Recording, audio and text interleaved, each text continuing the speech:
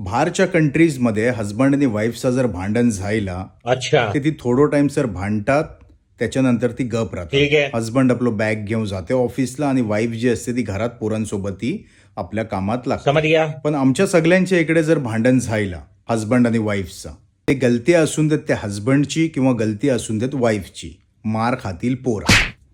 बायको जी असेल ती काय करेल, सगळ्यात पहिले आहे ना त्या मट्ट्या पुताला चापेल आणि त्याला पहिले वाजेल त्याच्या आणि बोलेल त्या दिवशी ना तू पडलो तो होतोस आणि तुझे कपडे ते वाट लागले होते, नवीन कपड्याची वाट लागलीस, त्याला पहिले मारेल.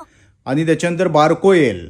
बारको आता कसं येते घरात, तो चिप्स घेऊन येते आणि चॉकलेट घेऊन येते. ते त्याला धरेल आणि बोलेल तुझ्या घशात काय बोलते खाना अटकाते, दुकानदारांना बोलते तू सावकार कोडा लागलोयस आणि त्याच्या वाजेल. आता मेन कॅरेक्टर घरात येईल हजबंड.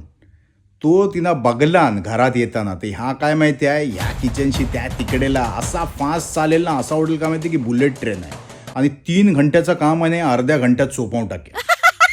घरात ह्या बासना अशी धोईल, अशी वाजेल, असो कटकट आवाज येईल की त्या मोहल्ल्यात तुम्हाला आवाज जाईल. म्हणजे आमच्या इकडे ह्या आहे की जर नवरा बायकोचं जर भांडण झाला ठीक आहे. वाचताना दिसतील तुम्हाला बासना आणखी पोरा.